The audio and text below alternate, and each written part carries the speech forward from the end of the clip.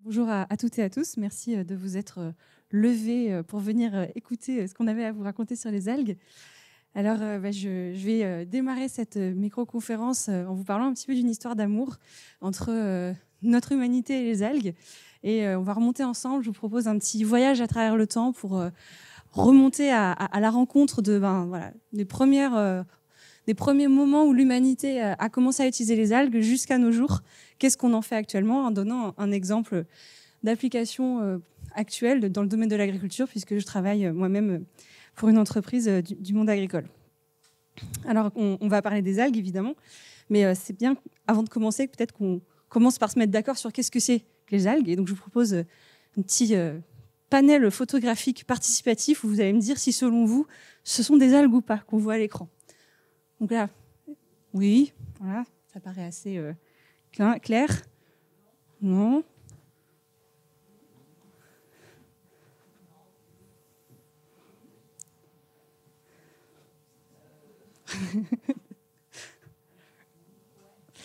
Alors, il y avait des bonnes réponses.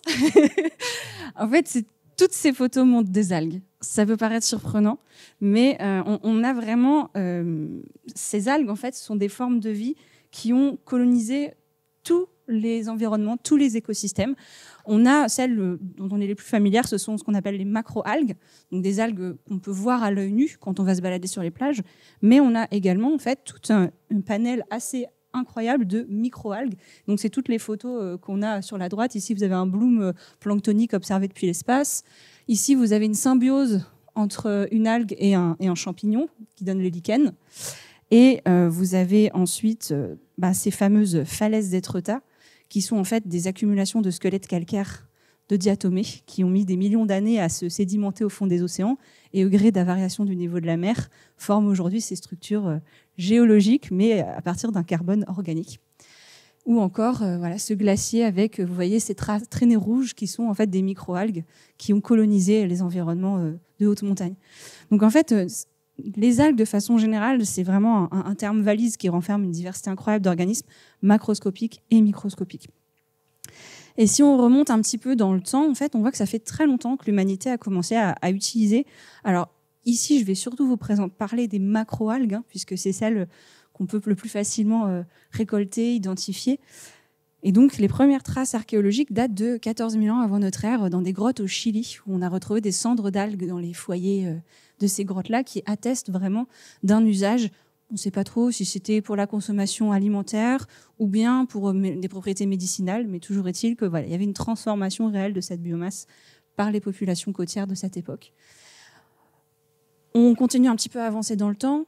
Première trace écrite dans des traités de médecine chinoise, 3000 ans avant notre ère, où là, déjà, les algues étaient reconnues pour de nombreuses propriétés. Et il faut attendre encore un petit peu, par contre, 17e siècle en Europe, pour avoir les premières applications semi-industrielles, donc commencer à avoir une utilisation de masse, en fait, dans l'industrie du verre, où la cendre d'algue était incorporée pour notamment renforcer la pâte de verre et rendre les verres plus résistants.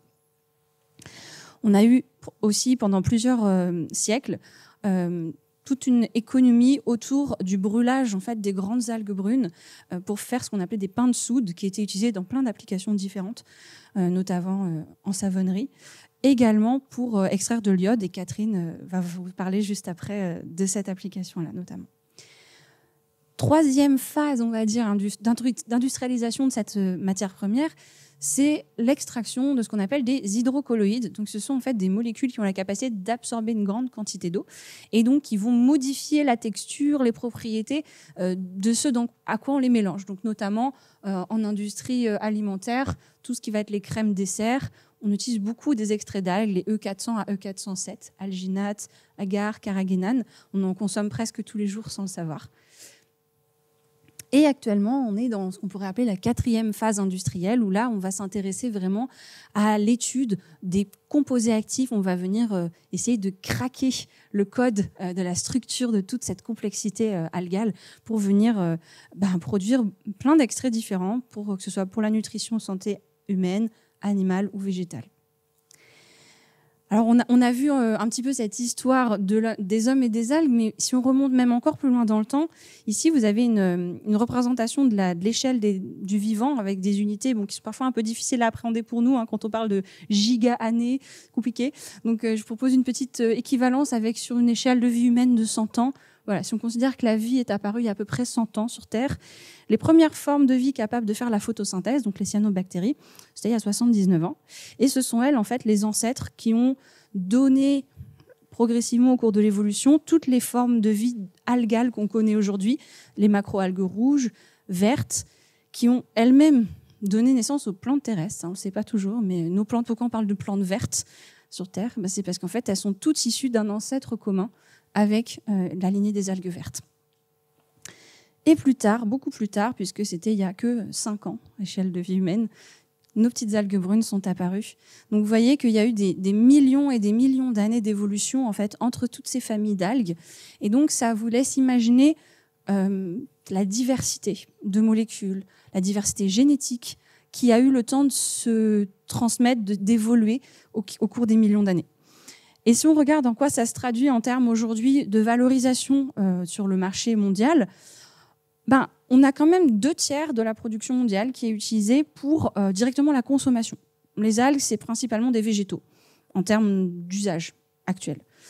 Pour les humains, beaucoup en Asie, ça commence à venir chez nous en Europe. Je pense que vous en avez tous mangé. Vous mangez des makis sushi, la petite feuille noire autour du riz. Moi, c'est une algue, voilà. Si vous allez parfois dans des restaurants asiatiques, vous avez souvent des petites salades vertes avec un peu de sésame, petits filaments verts. C'est une algue brune, même si la couleur verte ne le laisse pas imaginer. C'est du wakame. Mais voilà, donc on commence progressivement à découvrir ces saveurs qu'on ne connaît pas forcément chez nous.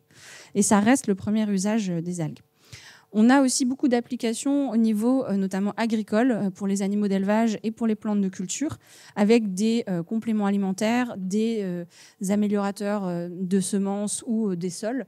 Et donc typiquement l'entreprise pour laquelle je travaille, on est vraiment sur ce secteur-là.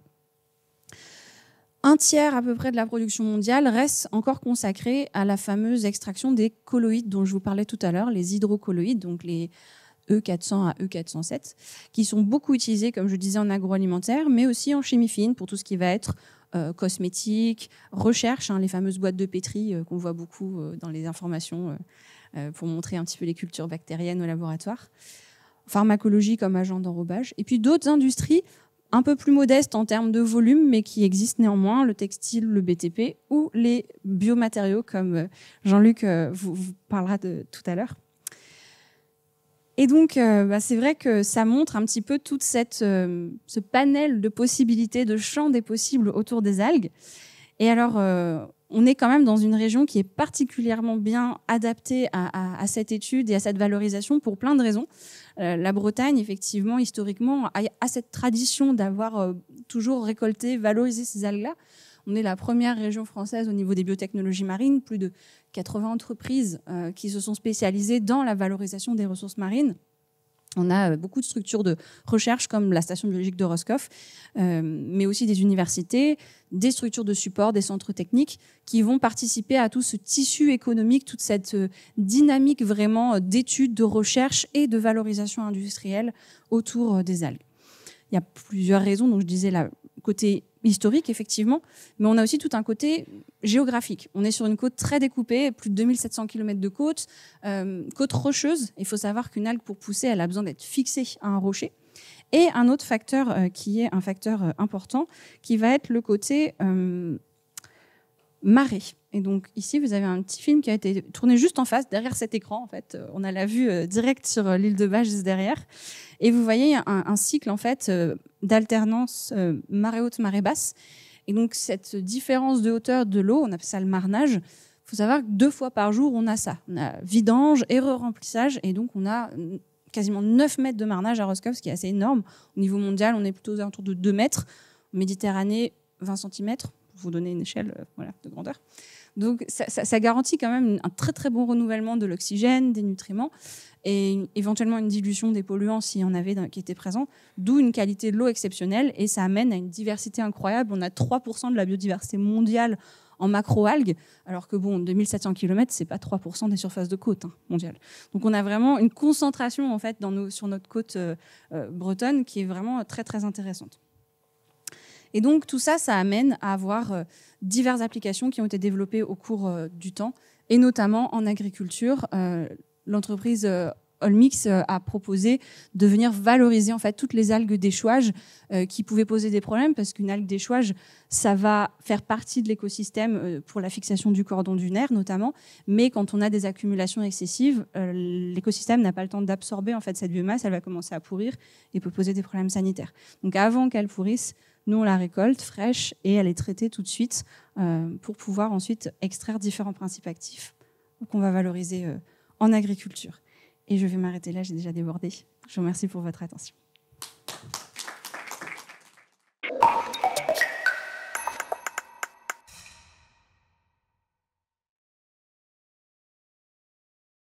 Bonjour à tous. Donc moi, je vais continuer l'histoire autour des grandes algues, donc plus particulièrement des grandes algues brunes, et vous parler un peu d'iode.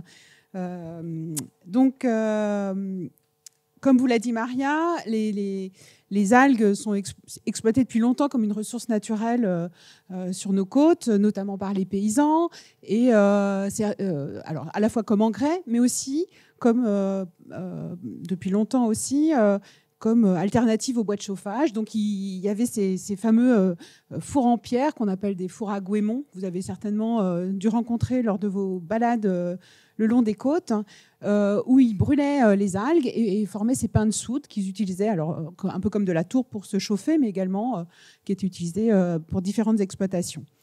Et c'est en observant en fait le brûlage de ces algues, la fumée de ces algues qui s'échappaient de ces algues brûlées, qu'un chimiste français du nom de Bernard Courtois a découvert en 1811 un nouvel élément chimique qu'il a baptisé iode, du grec iodos qui veut dire bleu, donc lié à la couleur de cette fumée. Et donc c'était un nouvel élément chimique jusqu'alors non décrit qui en fait appartient à la famille des halogènes. Alors je ne sais pas si vous vous souvenez de ce magnifique tableau périodique qui date de vos cours sans doute du collège ou de lycée, de cours de chimie. Donc vous voyez que l'iode appartient à la famille des halogènes et c'est la famille qui contient également le fluor, le chlore ou le brome. Donc c'est une famille très intéressante parce que c'est des éléments chimiques très réactifs qui vont avoir des propriétés antioxydantes et notamment aussi de fortes propriétés antiseptiques. Alors le chlore, il est bien connu, hein, il est utilisé comme désinfectant, on en retrouve dans les piscines notamment. Et l'iode, en fait, il a très vite eu une application extrêmement large en médecine parce qu'il est beaucoup moins agressif pour la peau humaine. Et donc, il s'est développé dans tout ce qui est des applications médicales, mais aussi chirurgicales. Vous voyez ici la bétadine, qui est vraiment le composé à base d'iode par excellence, qui est utilisé dans les hôpitaux. Donc, en fait, l'iode, c'est un élément qui est assez rare sur Terre, même très rare sur Terre. On en trouve essentiellement dans les océans. Et donc, comme vous l'a dit Maria, pendant un temps, c'est à partir de grandes algues brunes qu'on appelle les laminaires qui vont servir de source d'iode, de production d'iode. Alors c'est des photos des usines de production d'iode qui existaient dans le Finistère Nord. Cette exploitation a duré aux alentours des années 1950. Et puis là, il y a eu un shift vers la production d'hydrocolloïdes. Et maintenant, la production d'iode mondiale se fait essentiellement à partir de sédiments marins, essentiellement en Amérique du Sud. Donc, pourquoi cette exploitation ? Parce qu'en fait, on s'est rendu compte ensuite que finalement, ces grandes algues brunes, c'était des hyperconcentrateurs de d'iode. On retrouve des concentrations énormes. Alors, c'est des grandes algues qui forment aussi il y a beaucoup de biomasse sur les côtes bretonnes. Elles forment des vastes forêts sous-marines. Donc, il y a en quantité.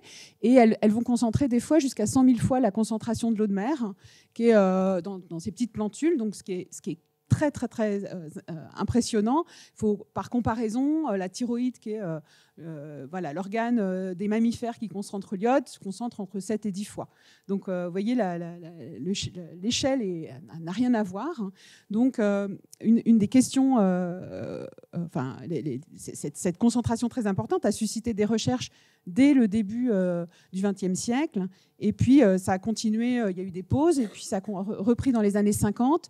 Et puis, ici, à la station biologique, on s'intéresse à ces mécanismes à quoi peut servir l'iode dans les algues, où il se trouve, quand est-ce qu'il est utilisé, comment est-ce qu'il est capté. Donc, on essaie de répondre à ces questions depuis environ les années 1990. On a repris des recherches autour de l'iode. Donc, on a pu répondre à certaines de ces questions, notamment, par exemple, la localisation de l'iode. Essayer de comprendre à quoi il sert, c'est déjà essayer de voir où est-ce qu'il se trouve. Et on a pu montrer que l'iode était concentré sous forme ionique, donc iodure, à la surface des algues. Alors, ici est représentée une planche extraite d'un... Si ça marche. Une planche extraite d'un livre scientifique qui a été publié en 1928 à partir des premières recherches qui avaient été faites sur l'iode ici à Roscoff. Et c'était des empreintes de stipe. Alors le stipe, c'est la tige des algues qui permettait de visualiser où se trouvait l'iode parce qu'il y avait une réaction avec le papier amidonné. Vous voyez, ici par exemple, l'iode est vraiment en surface. Et puis on voit qu'il est réparti de façon pas tout à fait uniforme en fonction des espèces, en fonction de là où la coupe de ce type a lieu.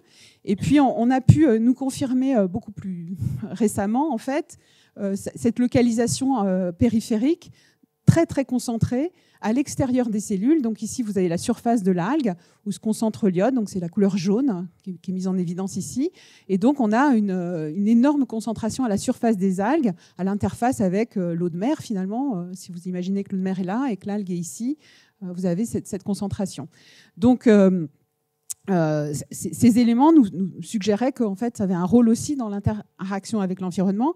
Et c'est des choses qu'on essaye de comprendre, nous, ici, à la station biologique, c'est de comprendre comment les algues vivent dans leur environnement. Vous avez vu avec Maria qu'elles sont soumises à des variations de marée très importantes, mais il n'y a pas que ça. Il y a aussi toutes les interactions avec d'autres organismes auxquels elles doivent être capables de répondre, donc que ce soit d'autres algues, mais aussi des herbivores, des bactéries, des champignons, des pathogènes.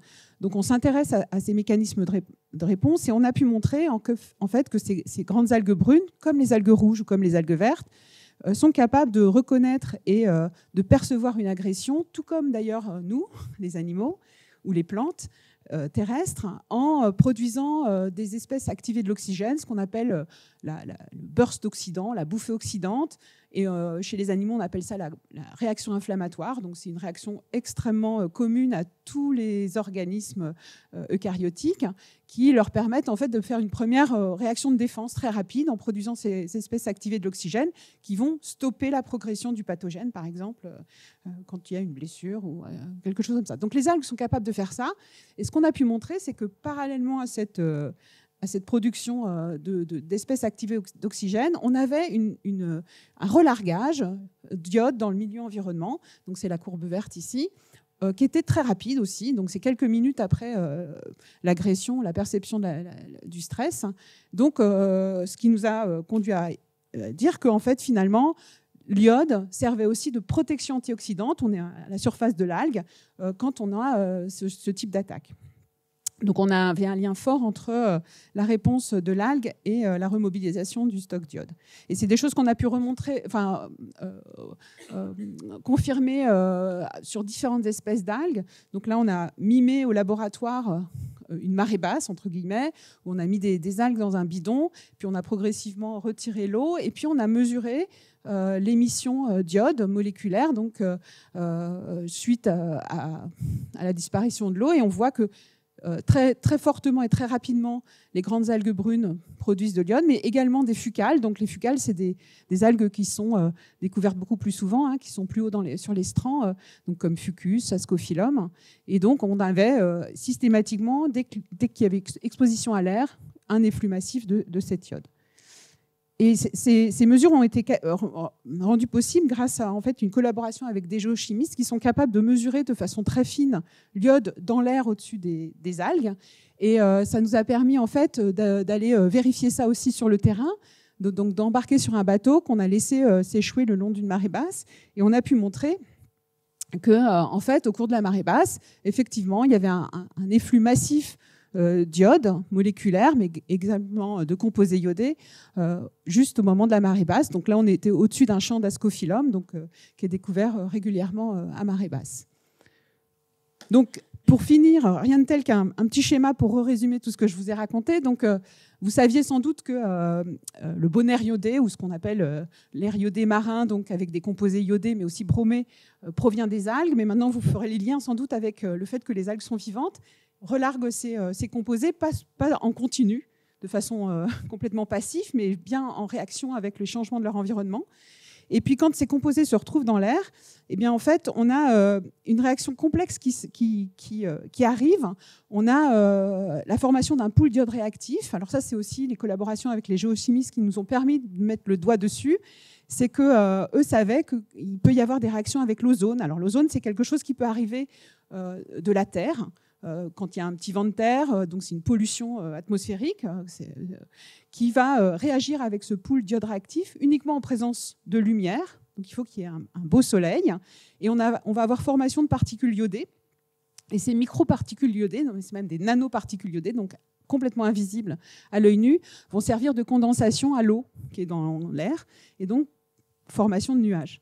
Et c'est des choses qu'ils ont observées, qu'ils ont pu mesurer sur le terrain et montrer qu'en fait, la contribution des algues est énorme à ce type de phénomènes climatiques très locaux, où on a, vous avez très certainement déjà constaté ou vu, vous êtes à la plage, il fait très très beau, belle marée basse, et puis au bascule de marée, vous avez une formation d'une brume de mer très compacte, et là, c'est souvent en lien avec le soleil, le fait qu'il y a un petit vent de terre qui ramène un peu d'ozone, et le fait que les grandes laminaires ont été découvertes parce que c'était une grande marée. Donc, c'est un phénomène qui n'est pas agréable quand on est à la plage, mais vous pourrez imaginer que ça au moins purifie l'air de l'ozone qui arrive de la Terre. Et voilà. Donc, je vous remercie, puis je vais passer la parole à...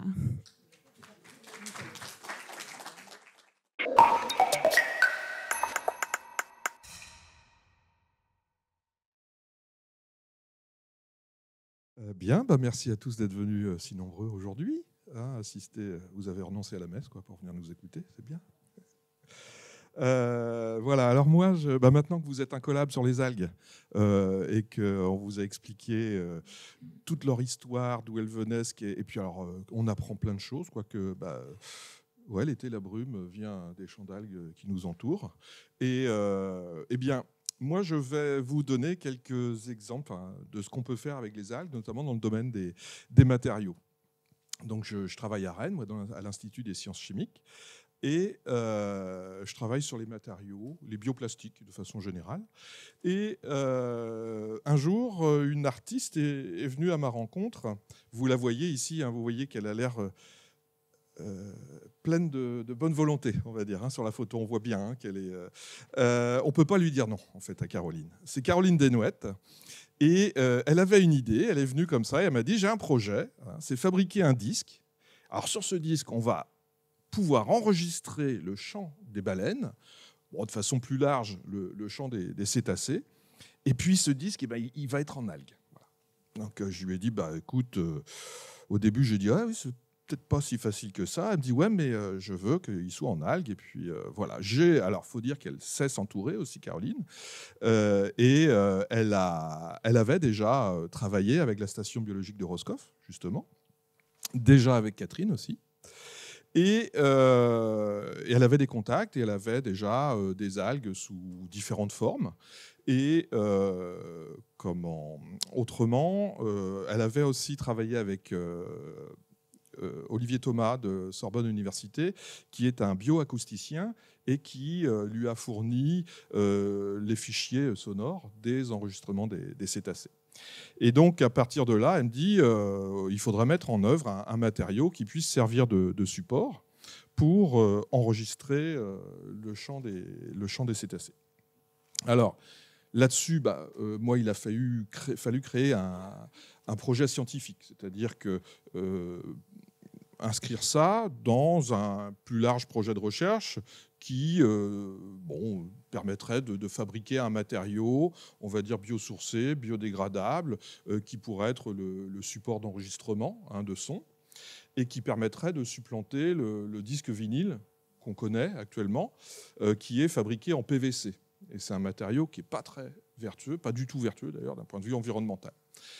Et là-dedans, inscrire la démarche artistique de Caroline, qui était d'amener les gens à se questionner sur le vivant, sur ce qui était durable ou pas. Et parce qu'évidemment, la première question qui nous a été posée, c'était quel est l'intérêt d'enregistrer du son sur quelque chose qui est voué à disparaître, qui va se dégrader. Et en fin de compte, Caroline a dit mais ça c'est formidable parce que ça nous amène à nous questionner déjà sur l'éphémère du vivant qui nous entoure, les baleines, les cétacés. Certaines de ces espèces sont en voie de disparition. Ce disque disparaîtra aussi. Et justement, ça nous amène à nous questionner et puis à nous dire est-ce qu'on a besoin d'avoir nécessairement d'être entouré de choses qui vont nous survivre et est-ce qu'on est obligé de polluer l'environnement pour ça ? Et voilà, donc c'est une démarche qui m'a vraiment beaucoup plu. Alors, je dois quand même vous expliquer un petit peu donc, ce que c'est que le domaine des bioplastiques, des biomatériaux, vous appelez ça un petit peu comme vous voulez. Déjà, il y a deux aspects. Déjà, si vous retenez ces différences à l'issue de cette présentation, il y a une dichotomie entre l'origine et la fin de vie, à savoir que ces matériaux qu'on appelle des bioplastiques, ils vont être intéressants de par leur origine, c'est-à-dire qu'on va privilégier les matières premières dites biosourcées, donc on va utiliser plutôt ou des matières animales, mais plutôt végétales, à vrai dire. Et puis, ce qui nous intéresse par ailleurs aussi, c'est la fin de vie. C'est qu'est-ce que ça va devenir dans l'environnement. Est-ce que ça va se dégrader? Si oui, qu'est-ce que ça génère? Est-ce que ça pollue ou pas? Donc, il y a vraiment ces deux aspects. C'est-à-dire qu'on peut avoir tout à fait des matériaux qui vont avoir une origine pétrolière, c'est-à-dire pas terrible au départ, toutefois, qui vont être biodégradables. Ça existe. Donc, des plastiques fabriqués de façon plus traditionnelle et qui vont être biodégradables. Il faut savoir que quand même l'industrie du pétrole est quand même en place depuis de longues années et que l'exploitation, tout ça, ne génère pas forcément tant de pollution que ça. Donc on peut avoir une matière première qui sera pétrosourcée mais biodégradable, et puis évidemment on peut avoir du biosourcé qui sera biodégradable. On peut aussi faire du durable à partir de biosourcés, c'est-à-dire des matériaux qui seront biosourcés mais non biodégradables ni compostables. Alors compostable, ça signifie que c'est dégradable dans les conditions d'un compost, c'est tout, un compost industriel en général. J'ai parlé d'ACV, autrement, l'ACV, ça signifie analyse de cycle de vie. Dorénavant, lorsqu'on crée de nouveaux matériaux, ou qu'on crée des nouvelles choses, on va s'intéresser à l'impact environnemental de ce qu'on génère. Et on va, dès le départ, intégrer toutes les ressources dont on a besoin et puis tout ce que ça va générer comme déchets. Alors, je vous ai présenté quelques exemples ici de ce que savent faire les industriels pour nous embobiner un petit peu, pour nous faire croire des choses. Vous voyez une bouteille de coca là, qui pousse dans une plante. Ils appellent ça la plant bottle. Comme si c'était... on allait cueillir les bouteilles comme ça dans des arbres et que ça allait pousser. Évidemment que ce n'est pas vrai. Alors, ils appellent ça plant bottle parce qu'un des constituants du plastique est biosourcé. Il est effectivement issu de canne à sucre. Mais on obtient in fine un polyéthylène terephthalate, un PET, qui est ni plus ni moins que le même PET que vous trouvez dans les bouteilles de soda, de coca que vous achetez actuellement. Donc, alors, ce n'est pas forcément une mauvaise idée. C'est-à-dire qu'un des constituants est biosourcé, donc on épuise moins les ressources pétrolières. Et puis, on va obtenir un matériau qui lui-même est recyclable, donc il va très bien intégrer la filière de recyclage du PET, qui est une des plus belles filières de recyclage mises en place et qui fonctionne le mieux. Une bouteille de PET peut être recyclée jusqu'à 7 fois. C'est bien. À côté de ça, vous avez ici un PLA, l'acide polylactique, qui permet de fabriquer des bouteilles. Alors vous voyez, on ne les trouve pas en France, ces bouteilles-là, parce que le PLA, on va limiter ses utilisations dans ce domaine-là. Pourquoi, par exemple ? Parce que justement, ces bouteilles de PLA, elles sont similaires aux bouteilles de PET, autant dire que le consommateur il ne fera pas le distinguo. On n'arrivera pas à la différencier. Or, on les mettra toutes les deux dans la poubelle jaune pour les trier, parce que comme moi, vous triez bien vos déchets. Alors, et malheureusement, le PLA n'est pas compatible avec le PET. Donc, lors du recyclage, eh bien, on va venir polluer la filière de recyclage du PET. Je vous disais, elle était exemplaire. Donc, voilà l'exemple d'une fausse bonne idée, parce que le PLA, lui, peut être biosourcé. On peut fabriquer ces bouteilles de plastique là à partir d'amidon de maïs.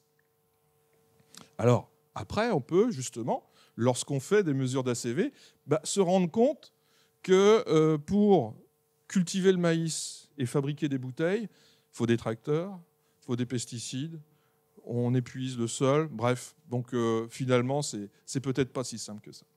Donc le greenwashing, je vous ai un petit peu alerté par le biais des exemples ici, pour vous dire, soyez vigilants par rapport à ce qu'on vous raconte.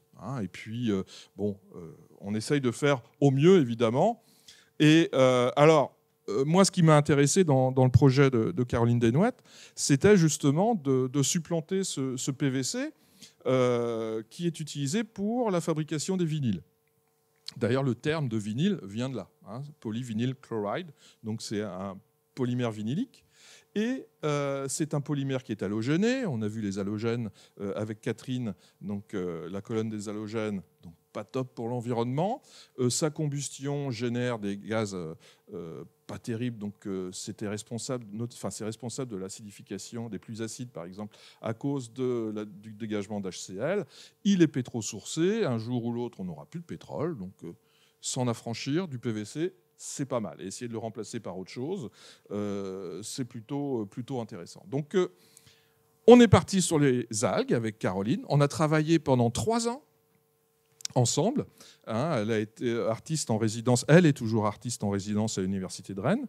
Et on a démarré avec différents types d'algues pour arriver à l'ascophyllum, qui est l'algue qui convient le mieux à notre application. On a travaillé en mélangeur sur des formulations qui intègrent une gomme laque qui va permettre d'être un liant entre les granules d'algues micronisées. Et on est parvenu à faire un disque qu'on a pressé. Et on a utilisé un procédé de gravure avec une pointe en diamant. Et grâce aux fichiers sonores obtenus avec Olivier Adam, eh bien, on a pu donc faire un disque sur lequel on a enregistré le chant des cétacés, le chant des baleines. Alors c'est une expérience qui est vraiment à vivre. On a présenté ce disque-là à un grand salon Change Now à Paris, au pied de la Tour Eiffel, au Grand Palais. Donc elle a fait une installation donc avec des algues et puis où le disque était présenté. On a eu beaucoup de succès. Et comme je vous disais, ce projet artistique, moi, il s'inscrivait dans un projet de recherche plus général.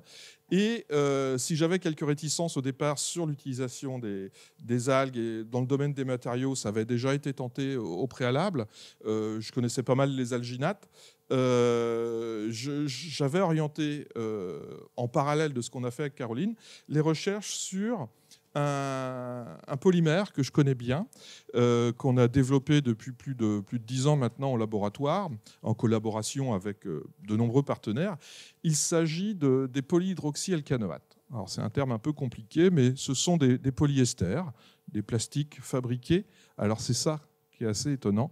Ces plastiques sont fabriqués par des bactéries marines qu'on a été récoltées en Finistère Sud. Voilà. Ces bactéries, elles ont la faculté de pouvoir fabriquer du plastique lorsqu'elles sont soumises à un stress.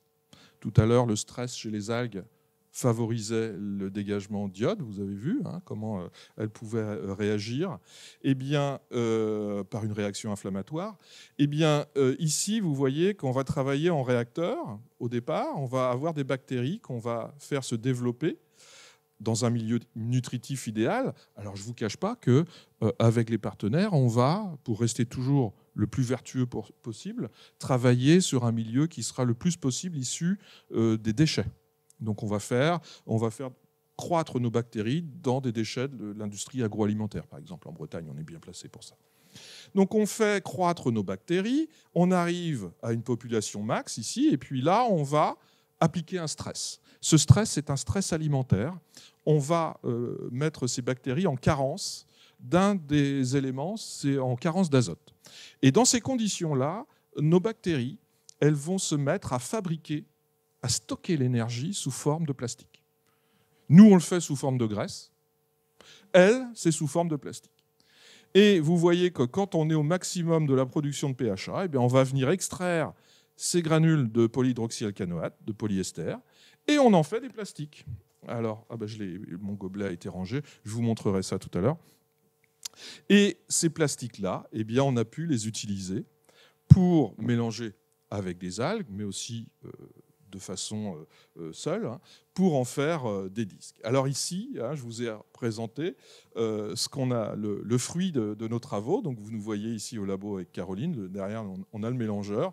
Voilà à quoi ressemblent les premiers essais qu'on a fait sur nos mélanges avec nos algues et la gomme laque et ensuite les polymères. Et ici, donc vous voyez le premier, une exclusivité mondiale, le premier disque en algues. Vous voyez le micro-sillon ici, sur lequel, donc support du chant des baleines. Alors, disque obtenu par gravure ici. Donc, vous voyez que c'est un bel objet. C'est ce qu'elle voulait. C'est l'œuvre d'art, elle est là. Il y a toute la démarche, et puis c'est vraiment un bel objet là. Il y a un très bel éclairage. Et puis voilà les miens. Ils sont moches. Le mien, il est moins beau, c'est vrai. Je vous l'accorde, mais il est moche parce qu'il est mal découpé. On n'avait pas, vous voyez, c'est à l'étape de recherche, quoi. Alors, et puis celui de Caroline a été obtenu par pressage à chaud, par gravure, pardon, alors que le mien est obtenu par pressage. Nous, là, on est proche du procédé industriel. Ça permet de faire les grandes séries de plus de 1000 exemplaires. La gravure, si vous voulez, faut graver tout le sillon. Alors, combien il y a de sillons dans un 33 tours? Alors, souvent, on me dit 33. Il n'y en a qu'un, en fait, qui va du début jusqu'à la fin, quoi. C'est lui qui amène, justement, la pointe de diamant jusque... Alors, vous savez que les disques vinyles sont en train de supplanter les CD. Les jeunes préfèrent les vinyles. Bon, il faut leur apprendre qu'il y a deux faces sur un vinyle. Mon fils, la première fois, il trouvait ça génial, mais il trouvait que c'était un petit peu court. Alors je lui ai dit, mais il faut le retourner. Et d'accord. Alors, il trouve ça formidable jusqu'à ce qu'il ait rayé une première fois, parce qu'ils ne se rendent pas compte que c'est fragile. Et il faut quand même savoir que le disque PVC génère 2,2 kg de gaz à effet de serre pour la production d'un disque, et à peu près 12 fois plus d'impact environnemental en termes d'empreinte carbone qu'un disque CD. Donc le vinyle, il a une belle image auprès des jeunes, mais en fait, il est 10 fois pire que le CD. Ceci dit, le support physique est en passe de disparaître quand même, quoi. Je veux dire, ils écoutent tous de la musique dématérialisée, nous aussi d'ailleurs. Voilà, donc ça, c'est les différents partenaires avec lesquels on a pu... Donc Discomaton, c'est la boîte qui grave. MPO, c'est le leader dans le pressage, qui est l'autre procédé. Et puis, ça, c'est le compounder qui nous fait les mélanges à l'échelle industrielle. Sorbonne Université et Station Biologique pour la fourniture des algues, avec Kevin Cassella qui nous a fourni les algues, et puis le fichier son pour la Sorbonne. Et Polymaris, c'est l'entreprise qui se trouve à Brest et qui fabrique les PHA, les polyhydroxyalcanoates, à partir de bactéries marines. Voilà. Alors, je vais installer, on l'a retrouvé, ma platine. Donc ceux qui veulent venir après, là, on va pouvoir écouter la musique. Alors, je tiens à vous prévenir, quand même, les gens sont déçus. Celui-ci, je ne peux pas vous le faire entendre. Il est là, en exclusivité. Vous pouvez l'acheter. Je vous glisserai dans l'oreille son prix, parce que j'ai peur de vous effrayer. C'est une œuvre d'art, numérotée. C'est le numéro 5 sur 6. Vous verrez dans un superbe écrin. Là, on a bien le chant des cétacés. Pourquoi je ne peux pas vous le faire écouter? On serait tous déçus. Il a besoin d'un traitement sonore, en fait, à l'issue de l'écoute. On l'écoute sur une platine comme n'importe quel disque, mais derrière, il faut traiter le fichier son parce que ça craque vraiment beaucoup et il y a un souffle qui est un peu plus prononcé. Mais on entend très très bien le chant des cétacés. Mais comme là, on a travaillé avec MPO pour faire le disque par pressage et que c'est un autre procédé, MPO, n'avait pas le temps de nous faire un disque maître pour faire le pressage. Donc j'ai sur ce disque en PHA, qui est aussi une première mondiale, hein, je n'ai qu'une chanson, je ne sais pas ce que c'est. On ne sait même pas quelle langue. Hein. On a écouté hier, je pense que c'est japonais ou je ne sais pas. Bon, mais voilà. Mais c'est pour vous montrer que ça marche très bien. Et là, en revanche, le son est d'une excellente qualité. Donc on peut supplanter le PVC par un bioplastique, ça marche. Voilà.